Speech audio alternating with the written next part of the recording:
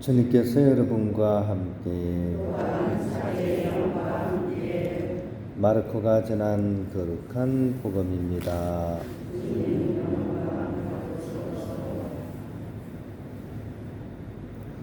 그때 요한의 제자들과 바리사이들이 단식하고 있었다. 사람들이 예수님께 와서 요한의 제자들과 바리사이의 제자들은 단식하는데 선생님의 제자들은 어찌하여 단식하지 않습니까? 하고 물었다. 예수님께서 그들에게 이르셨다. 혼인잔치 손님들이 신랑과 함께 있는 동안에 단식할 수야 없지 않으냐? 신랑이 함께 있는 동안에는 단식할 수 없다. 그러나 그들이 신랑을 빼앗길 날이 올 것이다. 그때에는 그들도 단식할 것이다. 아무도 새 천 조각을 헌 옷에 대고 깁지 않는다. 그렇게 하면 헌 옷에 기워댄 새 헝겊에 그 옷이 당겨 더 심하게 찢어진다. 또한 아무도 새 포도주를 헌 가죽 부대에 담지 않는다. 그렇게 하면 포도주가 부대를 터뜨려 포도주도 부대도 버리게 된다. 새 포도주는 새 부대에 담아야 한다.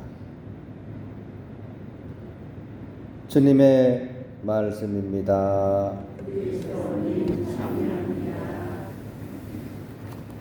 평안입니다. 오늘 단식에 대한 이야기가 나옵니다. 당신의 제자들은 왜 단식하지 않나요? 라고 이렇게 질문을 합니다. 어떻게 보면 아주 당연한 질문이고 또 당연한 지적이었죠. 이스라엘 백성에게 있어서 해야 되는 그런 당연한 것을 왜 하지 않느냐? 아주 이렇게 합당한 질문입니다. 심지어 이렇게 요한의 제자들도 단식을 했다 그럽니까? 그죠? 그래서 이제 예수님께서 이렇게 좀 얘기하시는 것이 아마 현장에 있었던 사람은 이해하기가 좀 힘들지 않았을까 하는 생각도 들어요. 그래서 좀 예수님이 이렇게 얘기하시는 그 말씀이 약간 좀 공격하다는 생각이 들어요. 혼인잔치 얘기도 하시고 새 천조각 얘기도 하시고 새 포도주 이렇게 부대 이야기도 하시면서 이제 그들의 이제 논리를 이제 뒤집고 계시는데, 근데 이제 가까이서 보면 그런데 궁극적인 의미에서 보면 예수님 말씀이 맞는 거죠. 몇 걸음 떨어져서 보면 이게 맞다는 겁니다. 단식의 목적과 그 주체에 대한 그런 얘기를 하시거든요. 근데 우리는 대부분 이렇게 지금 질문하는 사람의 입장은 이제 단식을 위한 단식인 거죠. 단식을 해야 되는데 왜 안 하냐? 이제 거기에 이제 사로잡혀 있는 거죠. 근데 예수님께서 강조하시는 것은 왜 단식을 하냐 하는 질문이기도 해요. 왜 단식을 하냐? 단식을 위한 단식은 아니지 않냐?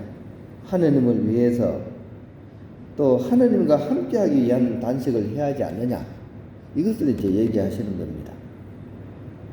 그리고 지금 제자들의 상황과 이걸 얘기하면서 지금 제자들은 그 하느님과 함께하기 위해서 단식을 하는데 지금 하느님과 함께하고 있지 않느냐, 그걸 이제 얘기를 하시는 것 같아요.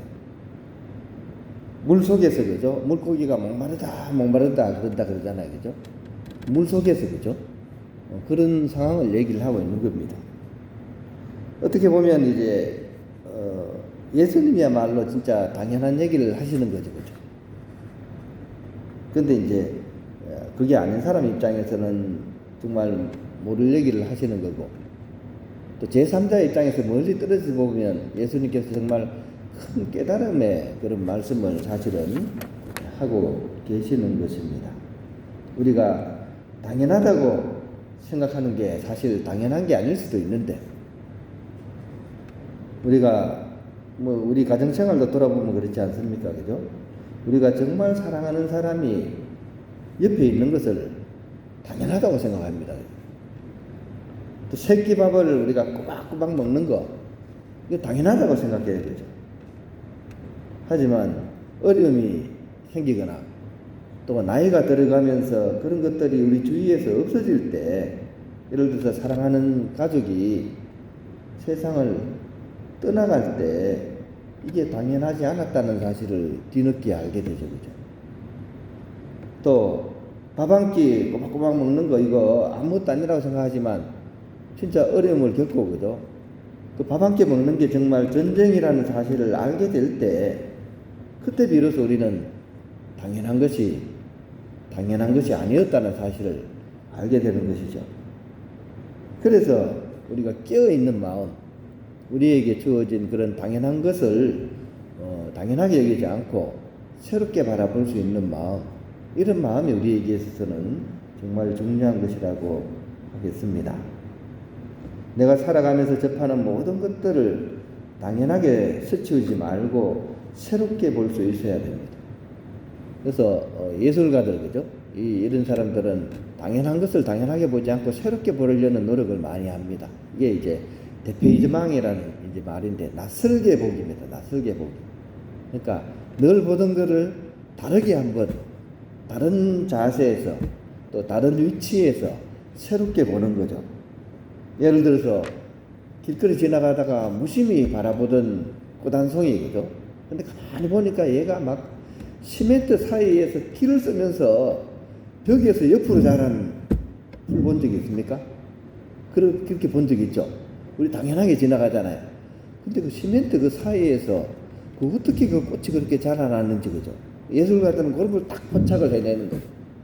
당연하게 보지 않고. 그게 이제 작품이 되는 거예요. 야, 놀라운 생명력이고, 그죠? 이 시멘트 안에서 자라는 이 꽃이 나에게 무슨 얘기를 하는가? 이런 것들을 이제 발견해서 이제 대화를 하는 거죠. 그죠? 이런 것들이 우리가 이렇게 살아가는 데 있어서 좀 필요한 그런 깨어있는 것 같습니다. 우리에게 이렇게 주어진 것들, 이런 것들 안에 숨겨진 그런 궁극적인 아름다움과 진실을 발견하게 될 때 우리는 정말 행복한 그런 삶을 이렇게 살아갈 수 있습니다. 이런 것들은 하느님께서 주신 선물입니다. 그런데도 우리는 그것을 열어보지도 않는 경우가 많고 대부분 그냥 당연하게 지나칩니다. 오늘 복음을 우리가 이렇게 묵상하면서 우리에게 과연 그런 것들이 없는지 한번 이렇게 잘 이렇게 성찰해 보면 좋겠습니다. 우리나라 고성 중에 밤만 되면 다리 뻗고 엉엉 울었던 분이 있습니다. 그래가지고 이제 막 까마득한 제자들이, 큰 스님 도대체 왜 그렇게 밤마다 그렇게 다리 뻗고 우십니까? 큰 스님이 이런 얘기를 했습니다. 내가 오늘도 깨닫지 못하고 헛되게 살았구나 하면서 막 엉엉 울었답니다. 마찬가지 얘기죠, 그죠? 우리도 마찬가지입니다. 당연하게 지나지 말고 우리에게 다가온 그런 진정한 것들, 그런 우리에게 다가온 그 궁극적인 아름다움들, 진심들, 이런 것들을 우리가 깨어서 만날 수 있는 그런 하루하루이기를 우리가 함께 바라고 또 그렇게 살아갈 수 있었으면 좋겠습니다.